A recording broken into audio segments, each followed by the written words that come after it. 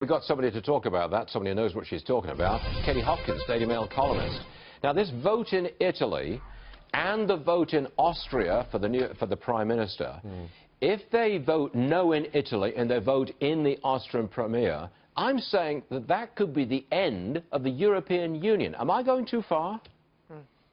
Not at all. I think you're spot on, you'll be pleased to know. I was just tweeting that I was coming on your show and saying, with fingers crossed, I believe if Italy says no in this referendum, then their leader is going to stand down, and I think this will be the final domino that sets all the other dominoes off, and the Eurozone and the rest of Europe really will fall. This will be the end of the EU, which for me and for my money would be a fantastic thing.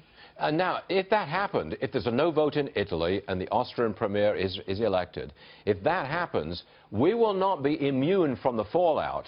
I think there would be a serious impact on our financial markets over here. Now, you're not a financial commentator, but you can see the link, I'm sure. Of course, and I guess the banks always work and the markets work in advance of any political change. So with Italy and the fact that, you know, the banking system there is already heavily loaded, 350 billion euros weighed in on those banks. That is, those banks are undercapitalised. If this falls, if we get a no vote, there will be a massive impact. But I think from a British perspective, having had Brexit and still waiting for Brexit to happen, and now people kind of pushing back, hoping Brexit might never happen.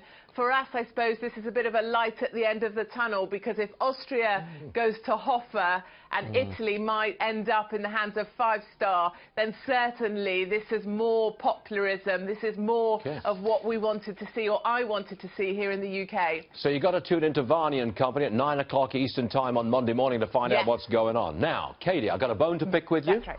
You went on a trip to Cuba. You stayed there a while, and you came back, and you said that Cuba, in some ways, is more free than us. Now, that's my bone, and I want to pick it with you. What on earth are you thinking? You're so naughty. I went over to Cuba earlier this week. I just flew back in, actually, an hour ago. And I went there thinking, right, that's it. You know, all the communists are a nightmare. I'm going to take the mickey out of people here who are supporting Castro, saying he was a good bloke. I'm going to be able to speak out for the people there who don't have a voice. That's what I'm going there to do. But, you know, I stood with those people in Revolution Square overnight, 6 hours, queuing to go and pay their respects.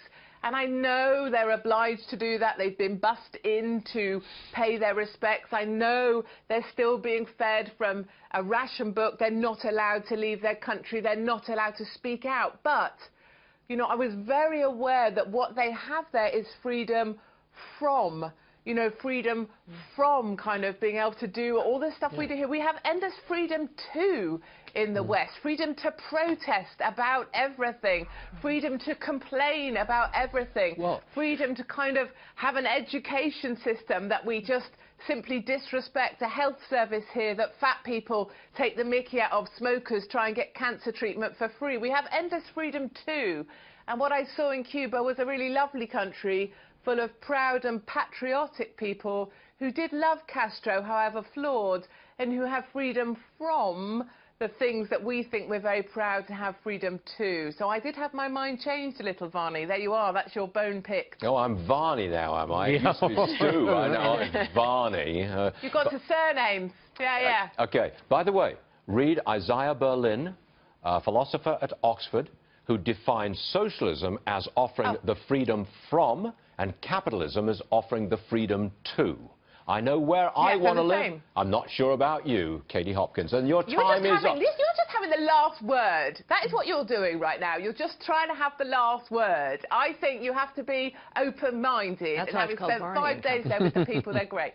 That's why it's called Varney and Company. I do get the last word. But, you know, Katie, we do like you, and you are welcome back if you just tone down the politics. Thank you. We'll see you shortly.